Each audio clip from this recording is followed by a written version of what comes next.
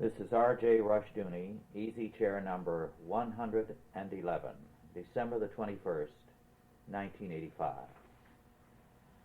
I want to begin today by calling your attention to a calendar that I hope you will purchase. And meanwhile, before I tell you more about it, get yourself a piece of paper and a pencil. All of us have an obligation to pray for one another. It is in particular our obligation to pray for those of our fellowship, our faith, fellow Christians who are being persecuted.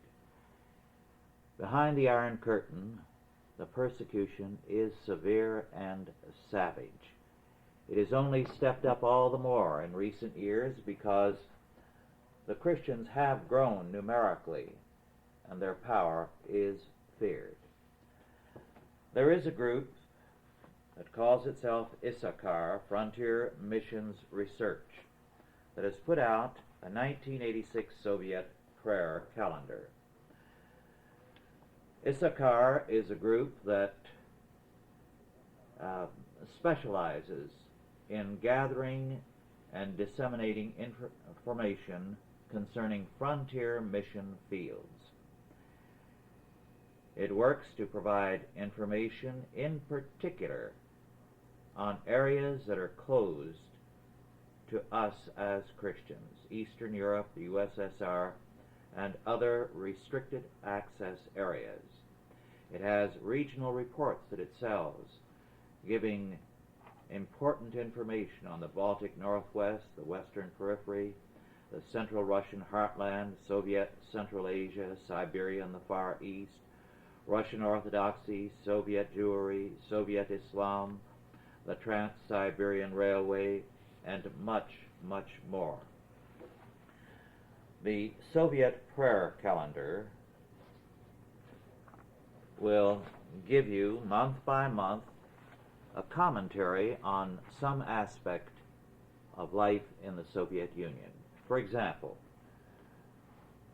for January, part of the text that you find on the top of the page and the bottom your calendar deals with identity and influence. They comment, notwithstanding the egalitarian-sounding Marxist principle of from each according to his ability to each according to his need or work, there is a growing evidence that much of today's Soviet social structure is based on other quite different notions. Here, sighed one Muscovite, a man doesn't receive according to his labor, but according to his social position. Party membership alone guarantees nothing. To get ahead, one must pass through what New York Times correspondent David Shipler describes as hidden apertures that slide mysteriously open to those armed with a proper rank or favor. The term nomenclatura refers both to the Soviet Union's upper crust elite and to the system which guarantees their power and privilege, disparagingly referred to by some Russians as our communist nobility. The nomenclatura, including relatives, likely numbers upwards of several million people. Included in their ranks are party and government leaders, highly placed police and military commanders, top scientists, journalists and editors, and select cultural superachievers like prima ballerina Maya Plisetskaya or poet Yevgeny Yevtushenko. We have a caste system, nodded one senior citizen. Then a section still dealing with January on their lifestyle. The life of the Soviet ruling class is a closed one, and for good reason. For although Marx and Lenin declared that top-level pay should not exceed that of a skilled worker, typical nomenclaturists earn 10 to 15 times as much as ordinary citizens. Behind and beyond the higher earnings, however, lies an entire network of special stores, hospitals, and recreational establishments that cater exclusively to the nation's elite, all managed by a department of the Communist Party's Central Committee known simply as the Administration of Affairs. Moscow alone is said to have more than 100 secret retail outfits including cleaners, hairdressers, tailors, and food stores for the benefit of the powerful nomenklatura. According to former Moscow lawyer Konstantin Simis, not only does the ruling elite have its own stores, it has its own theater ticket agency and its own pharmacy, which sells imported drugs unobtainable in ordinary drugstores. Many have their own cooks, maids, gardeners, and chauffeurs, and live in lavish quarters, which sometimes boast art pieces from national galleries and museums. Though most travel is by limousine, air and rail seats are available at a moment's notice. Then there's a section on spiritual needs, which describes the fear of these people, knowing how oppressed the others are and how far beyond that of anything in the Western world are their standards of living. And they trust no one, not even those in the closest circles. And they comment here, for this reason Jews and other politically unreliable citizens are prevented from serving in elite hospitals. Especially feared, however, is the Christian Church, which challenges the nomenclatura's monopoly on truth and claims a private domain in individuals that the state cannot reach. Then you have, still for January, prayer points, and so on. Every month gives you a great deal of data. I urge you to write immediately to Issachar, Issachar. The term comes from the name of a tribe in Israel described as men of understanding, who knew the spirit of the times. Write to Issachar, P.O. Box 30727, Seattle, Washington 98103, and send them $10 and you will get this calendar. I urge you to take my suggestions seriously, because we are very deficient in remembering persecuted people in our prayers. And with this calendar, your prayer day by day can be guided. On to something else now. I'm very grateful to two of you, Clint and Elizabeth Miller, for loaning me a book by Richard Druitt and Mark Redhead, published in England, entitled The Trial of Richard III. This book is quite remarkable. An actual trial was held in 1984, or perhaps it was earlier this year, but I think it was last year. And it was held for an audience, a television audience. Historians were brought to testify pro and con concerning the guilt, ostensibly guilt, of Richard III, who was killed in a battle which led to the triumph of Henry VII, the father of Henry VIII, and the Tudor line. Now, historians have long debated pro and con, and Thomas More, of course, wrote the work that has most influenced thinking about Richard III. More was a toady of the Tudors, and he wrote a villainous, slanderous piece about Richard III. So, a person's perspective depends on how seriously they take Sir Thomas More. This trial is very interesting, not so much for what the historians had to say, but for what the lawyers had to say. And I submit that it's an important document for this reason. It tells us a great deal about lawyers and their abilities. And in that respect, it is a most remarkable little book.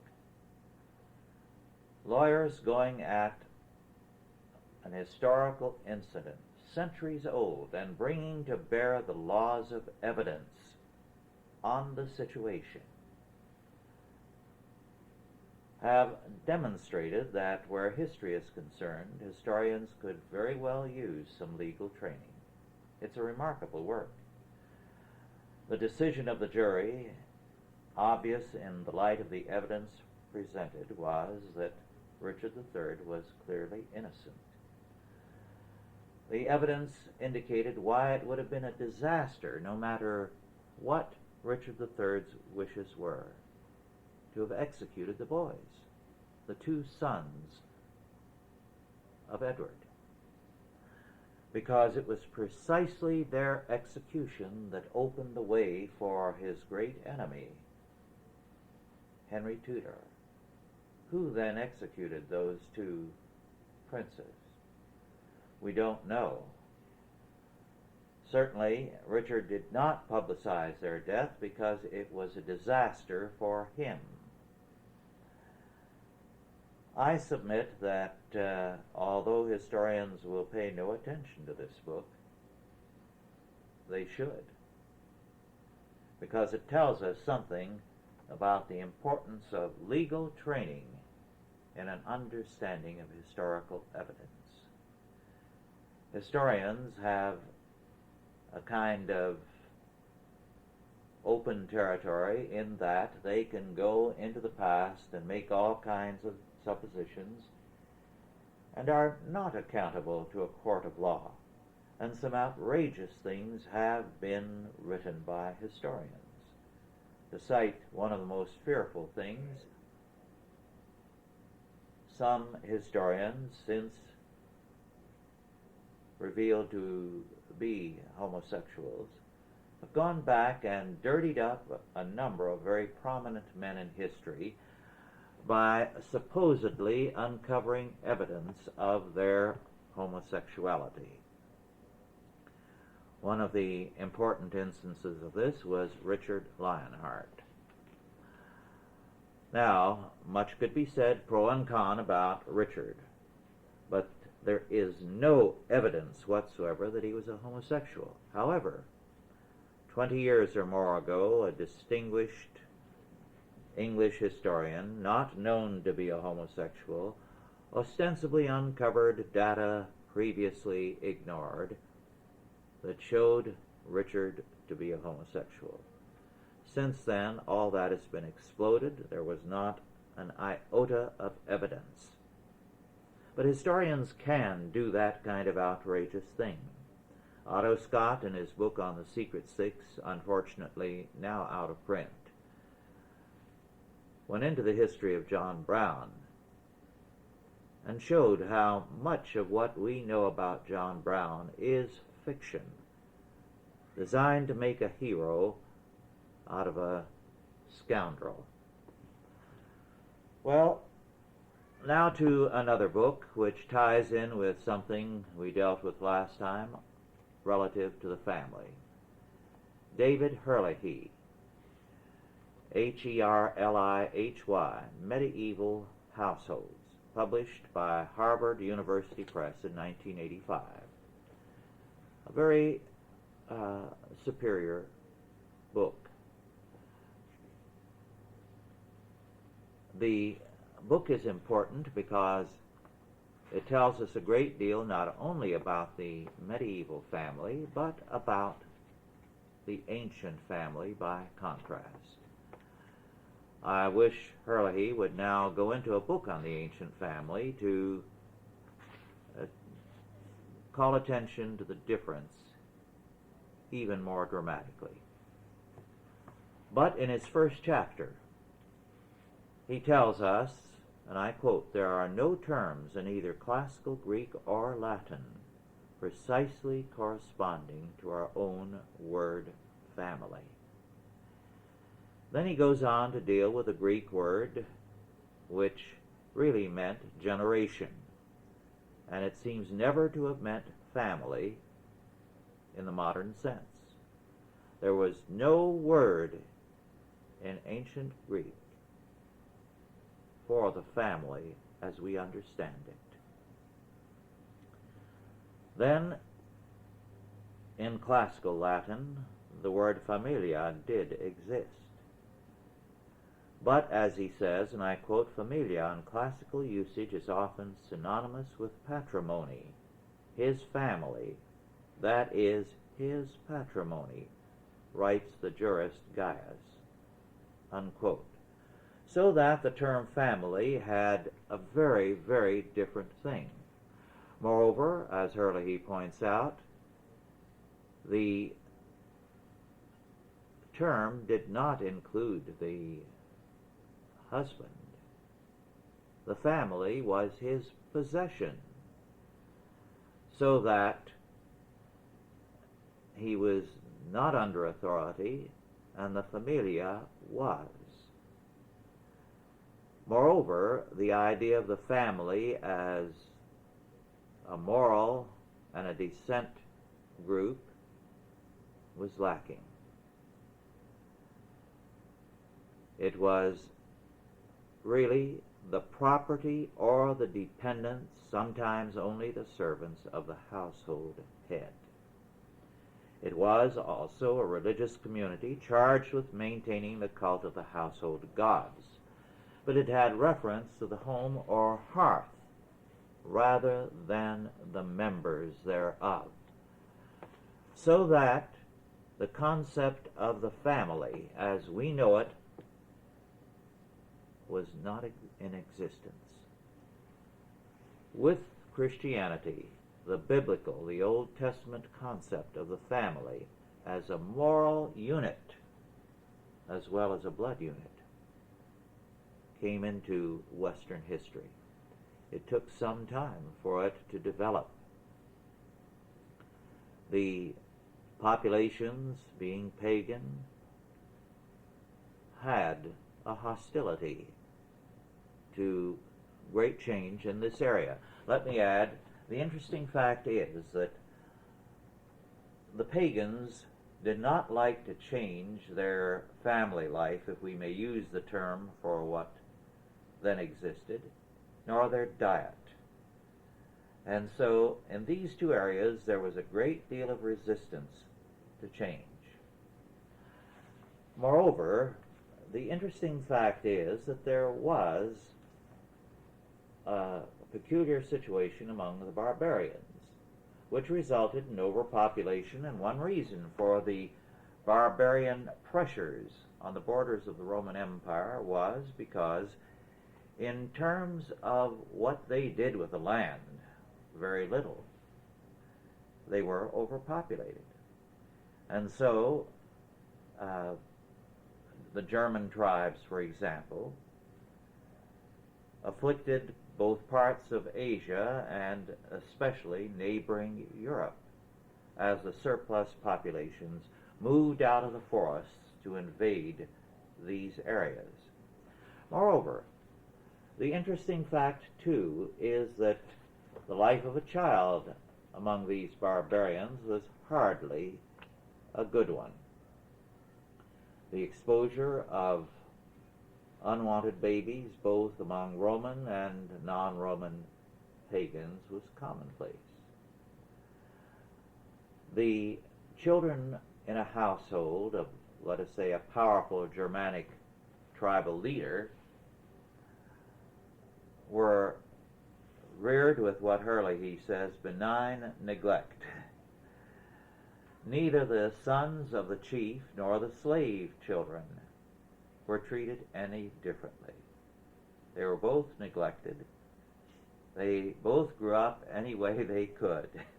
So it was, in a sense, the survival of the fittest. Moreover, both in the pagan period and for some time thereafter, there was a problem in that there was always a great surplus of men over women in the Germanic tribes. The Germanic tribes had a peculiar custom whereby, because of promiscuity, one's origins were fixed in terms of the mother. It was not too safe to reckon in terms of the father. Thus the uncle, therefore, had a powerful influence on the boy because he was known to be a blood relative. The women got away with almost everything, and there was a reason why they did. When a child was born, in particular an infant girl, the grandmother, the mother of the mother, could determine whether that girl was to live or die. And if she pronounced the death sentence on that infant girl before it was put to the mother's breast to be fed, that girl died. This meant if she were present, she very often passed the death sentence upon the little girl. If the baby came while she was out somewhere, then the little girl had a chance of living. Now, why this strategy? Well, it created a scarcity of girls. Given that, and add to it the fact that the tribal chiefs and other tribal leaders usually had several wives, it meant that there was a considerable shortage of women. Many men could not have a wife, even if the girl babies had all lived. But with this infanticide of the girl babies, it meant that marriageable women were scarce, very scarce. So, what happened? It meant that a girl to agree to marriage could demand a tremendous dowry and become very wealthy. It meant, too, that she could behave as she chose. She could be as promiscuous as she wanted. And her husband, having invested as much money as he had in her, and it being so difficult to get enough funds and assets and wealth together to get another woman, had to put up with her. Well, this meant the women dominated the tribes. Their word was law. Even with the Germanic tribes going across the border to rape and to take women slaves, they could not remedy the inequity in the numbers of women as against men. Well, with Christianization, it took some generations to break that pattern, to make it possible for the girl babies to live. Since under normal circumstances, more girls are born than boys, and more infant boys die than girls of childhood ailments, it meant that once Christianity prevailed, you had a surplus of women. And then the shoe was on the other foot, and the men lorded it over the women. They demanded a dowry before they would marry a woman. And they began to suppress and tyrannize over their wives. And the entire condition and situation of women changed dramatically. You had then, throughout Europe in fact, the growing prevalence of a non-biblical, an anti-biblical dowry, whereby the man had to be bribed to take the wife instead of paying a dowry to the bride, who then had that as protection if he strayed. It is interesting that the biblical pattern of the dowry was enforced upon Christians by the Council of Arles, so that it was regarded as a Christian necessity. However, when this was turned around, it upset the entire work of the church. It is interesting to note that it is difficult to reconstruct the pagan and the early medieval family life because most of the countries of Europe, as they became Christianized, began to suppress the evidence about their pagan past and their sins even after they were converted. One country was unique in that it told the truth without exception about its past and about its Christian history, about the sins of the saints, about life in general in their midst, and that was Ireland. So that we know a great deal about the sins of early Ireland as well as its strength. The one country that was ready to tell the truth about itself simply and directly without any qualifications. The interesting thing, too, is the work of the church. The church worked hard to regularize family life. Here as elsewhere, the work was slow, difficult, and always meeting with a great deal of resistance. However, as time passed, things began to change internally within the church. The medieval church in the early and middle areas did a remarkable job in strengthening and developing the family unit. However, in the later Middle Ages, certain things happened which disturbed and began to destroy what the church itself had created.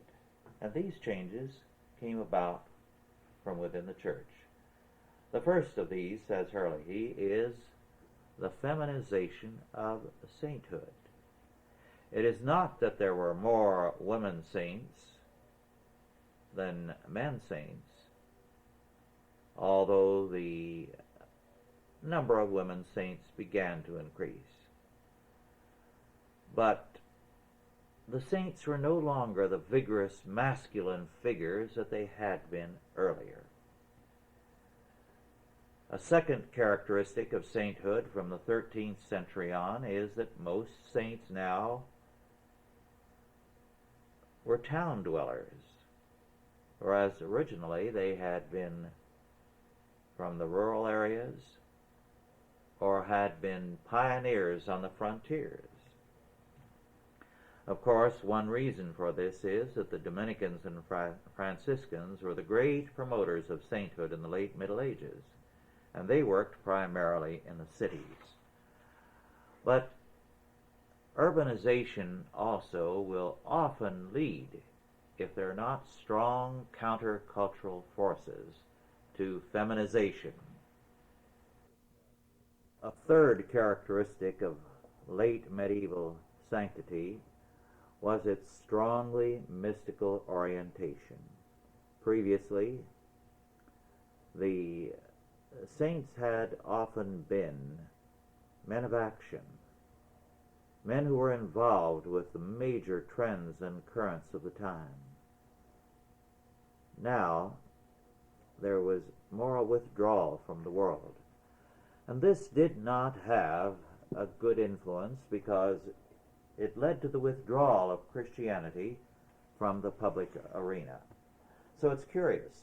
Late medieval sainthood was urban in orientation, and you would expect it to be involved in affairs all the more. But it was more withdrawn. It was now mystical, cloistered, less and less involved in the activities of the world. And even those who were men of action became saints more for their mystical side than for their activities. On to another book now, not a good one, quite indifferent in fact, but just for one or two items. Ian Wilson, Jesus, the Evidence, published by Harper and Row in 1984 for $17.95. This is interesting for this point, the 1st century A.D., the time of our Lord, was regarded as the golden age of Judaism, which tells us something of the direction it had taken. It was, in some respects, the greatest generation in Jewish religious history because of some of the great men.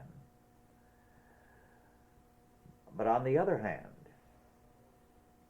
that generation developed the faith in directions that were byways, that warped and twisted it, so that while it had the great men of Judaism, it did not have the Old Testament faith. On one point alone, we see how far they had strayed. Given the fact that in the Old Testament you have a number of women of power and importance. Consider this statement, and I quote, "It must be recognized that in Jesus' day almost any association with a woman outside one's immediate family was frowned upon. The Babylonian Talmud has a story of the Galilean Rabbi Yosef being scolded for merely asking a woman the way to Lydda. 'You stupid Galilean, have the sages not commanded, do not engage in a lengthy conversation with a woman?'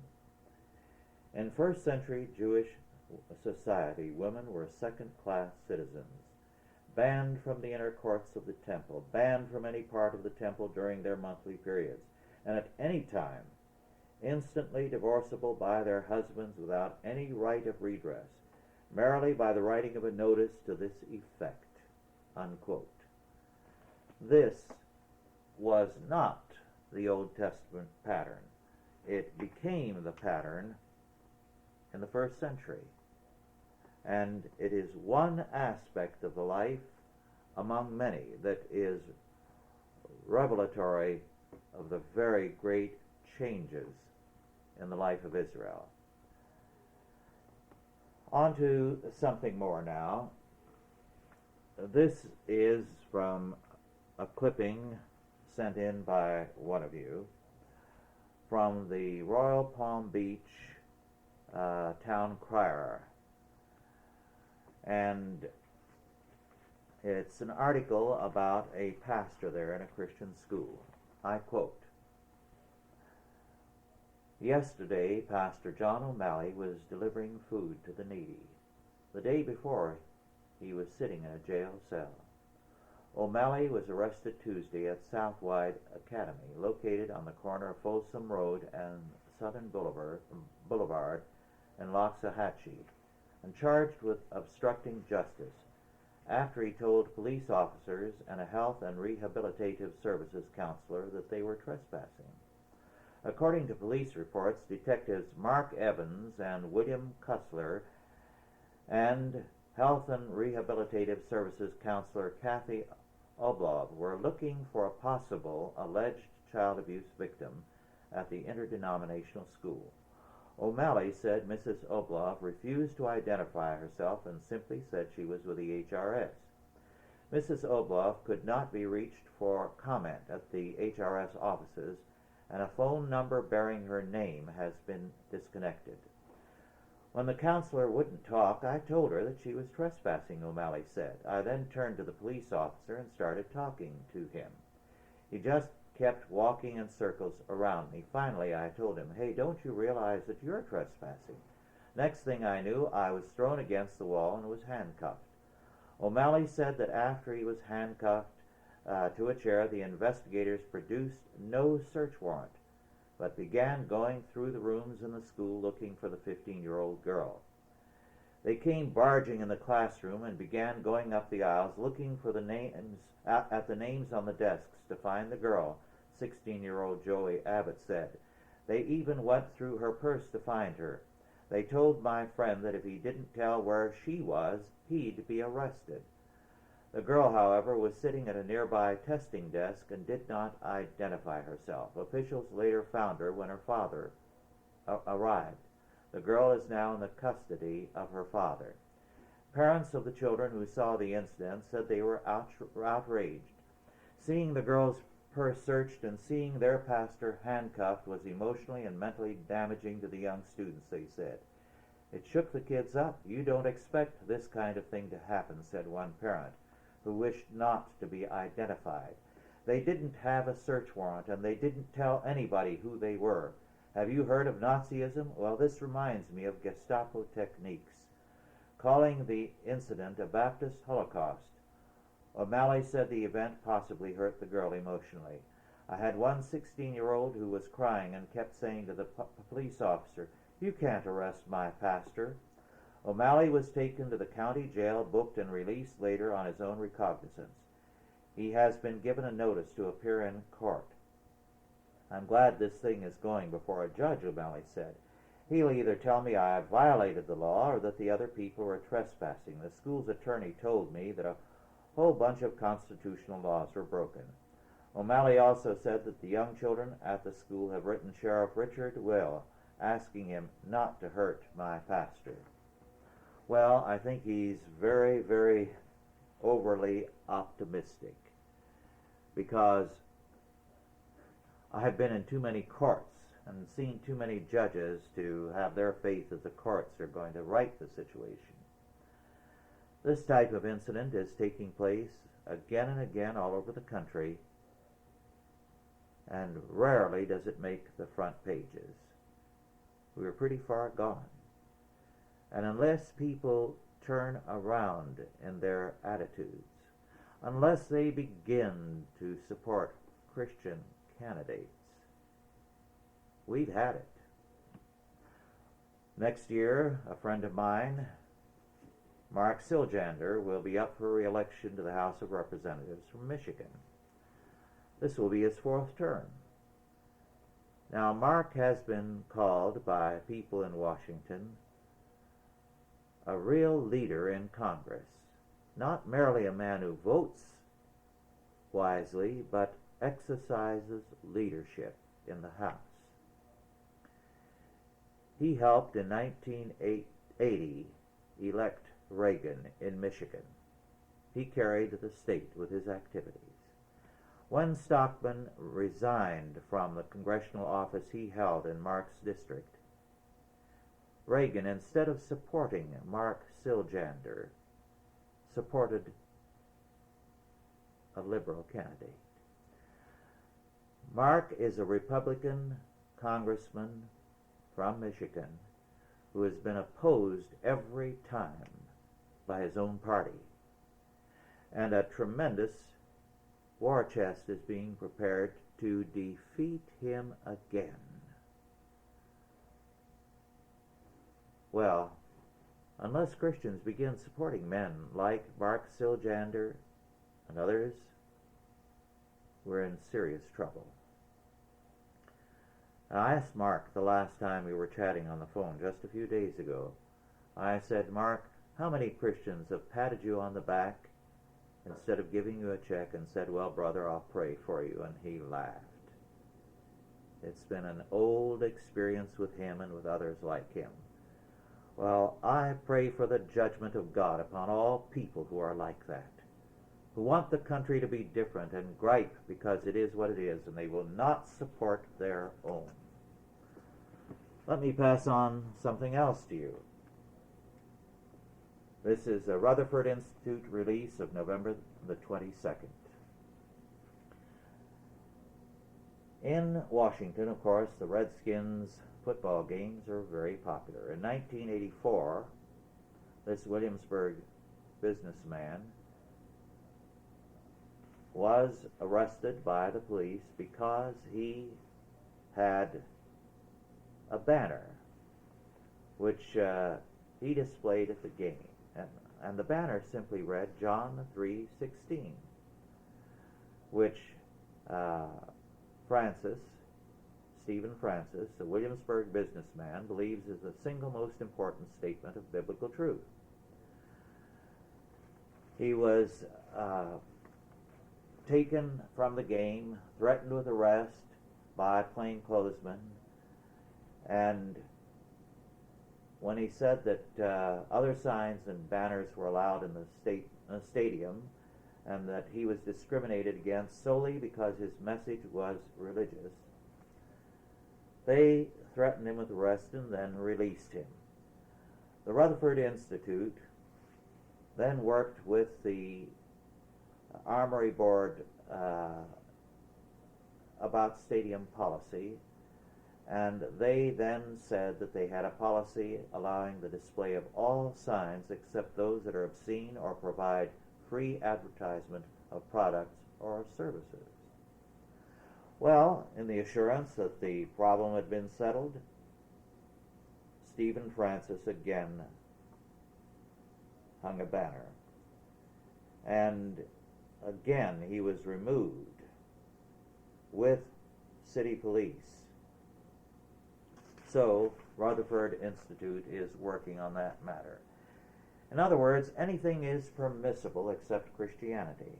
The goal is, as John Whitehead has said, the privatization of religion, so that there will be no sign, symbol, or evidence of it allowed in the public sphere or in everyday life. Hence the war against Christmas creches or displays in public places, and I believe the next step will be in private places. Already, of course, it is rare to find any Christmas decorations that even use the word Christmas, because the word Christ is in it. It's season's greetings, holiday greetings, and that sort of thing. The de-Christianization of American life is well underway. On to some other items. First of all, a remarkable book which would take hours to go through and do justice to has been published by the Sound Dollar Committee, P.O. Box 226, Fort Lee, New Jersey, 07024. The author is Edwin Vieira, Jr., V as in Victor, I-E-I-R-A. The title, Pieces of Eight: The Monetary Powers and Disabilities of the United States Constitution, a study in constitutional law. And that describes it. It is a study in constitutional law. The point of this study is not, are the constitutional provisions sound, but to go into the 6 constitutional provisions concerning money and to analyze what they meant to the framers and what they meant to the courts and what has happened in recent years. It's a very, very important study. Extremely important because it is one of the most masterly and thorough constitutional studies for some time. I heartily commend it to everyone who is at all interested in government, in the Constitution, and in money. Moreover, there are some very important sidelights. For example, this. Well, I quote, "Contrary to the popular misuse of legal terminology, the federal government of the United States consists of 5 parts: Congress, the President, the Supreme Court, the states, and the people." So that the division of powers, as it is normally discussed, is all wrong. It's limited to the federal government and to what is in Washington: Congress, the President, and the Supreme Court. But according to the Constitution, the federal government consists in 5 parts. Not only these 3, but the states and the people. A very important fact, and something that more needs to be done with. The powers of the President with regard to sound money are very great also. There is so much here that is routinely neglected. Moreover, there are citations from background in England, and this alone is very important and worth the price of the book. It's interesting, for example, to read about the debates in the House of Commons dealing with the powers of the king and the powers of the state, and the statement made by Sir Thomas Wentworth, "Our laws are not acquainted with sovereign power." There spoke the voice of Christian England. And our Constitution totally eliminated the word sovereign and sovereignty in terms of that tradition. I regard this book as one of the most important that has come out for a long, long time. I urge you to get it. If you are at all interested in politics or in law, read it. Very, very important. Pieces of 8, The Monetary Powers and Disabilities of the United States Constitution, A Study in Constitutional Law, by Edwin Vieira, Jr., Vieira, and published by the Sound Dollar Committee, P.O. Box 226, Fort Lee, New Jersey, 07024. I don't know the price of the book, but I urge you to write about it and order it. Well, on to another book now. I've mentioned John Whitehead, now to his most recent book, Parents' Rights, by John Whitehead, published in 1985 by Crossway Books, Westchester, Illinois, paperback for $6.95. The book, by the way, is dedicated to me, for which I'm grateful to John, a good friend. The book, again, is a goldmine on our history and parental rights. I won't try to give you the thesis, but just a few quotes to tell you something about the contents of the book. John Adams had some good things to say on a great many subjects, and he stated in 1765 concerning the striking degree of literacy and learning throughout the colonies, and I quote, "A native of America who cannot read or write is as rare an appearance as a comet or an earthquake," unquote. That was our literacy before the state took over education. Thomas Jefferson also rejected the notion of compulsion in the area of education and upheld the rights of parents. He said, and I quote, "It is better to tolerate the rare instance of a parent refusing to let his child be educated than to shock the common feelings and ideas by the forcible asportation and education of the infant against the will of the father," unquote. There's much, much more of the same caliber in this book. It's a gold mine of data and perspective. In fact, one of the interesting statements quoted from one of the early writers, I quote, "It is marriage, perhaps, which has given man the best of his freedom, given him his little kingdom, his own, within the big kingdom of the state, given him his foothold of independence, on which to stand and resist an unjust state, man and wife, a king and queen with one or two subjects, and a few square yards of territory of their own. This really is marriage. It is true freedom."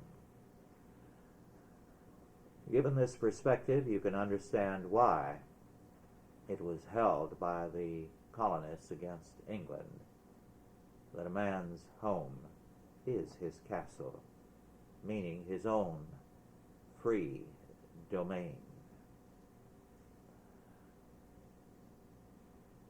The book definitely is worth your time. Very superior. Well, a book by Michael Edwards, Edwards spelled Ewardes,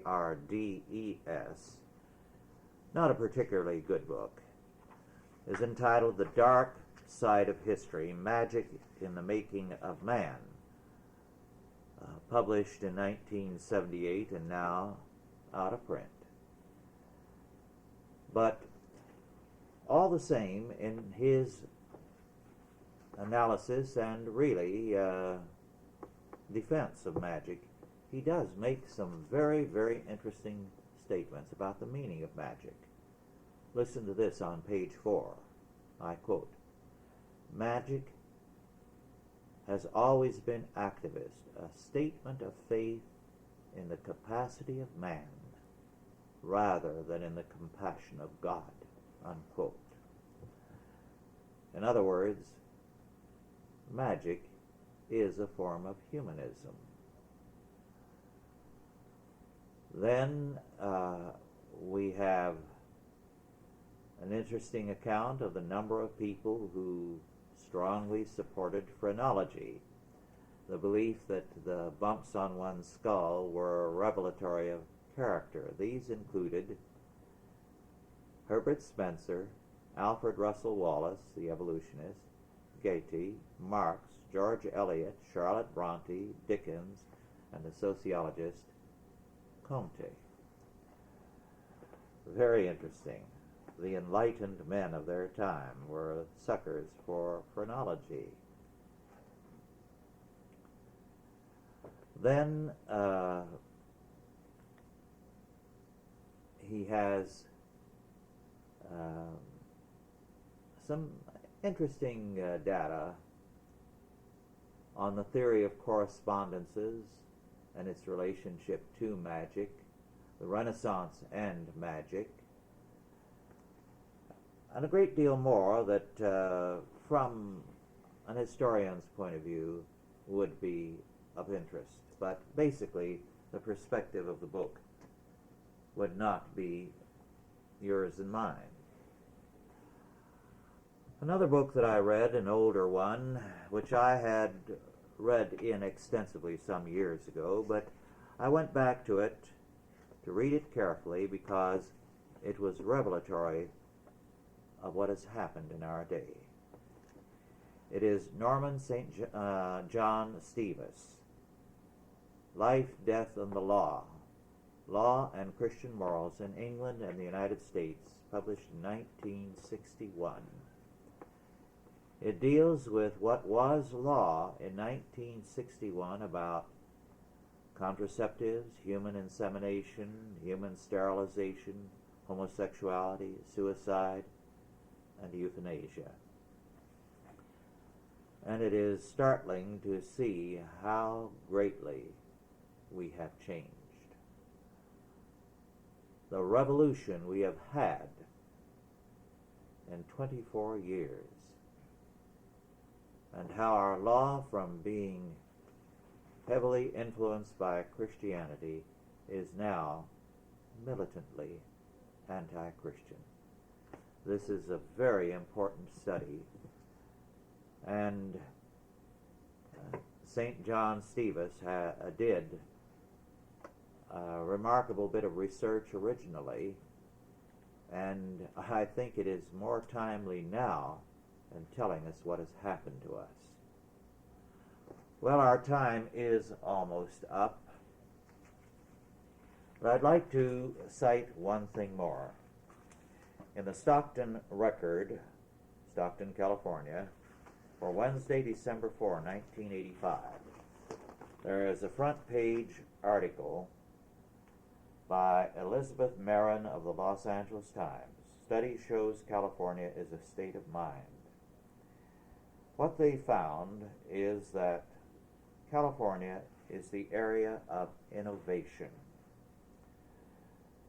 That most more innovations take place in California, more scientific and other innovations than anywhere else in the country.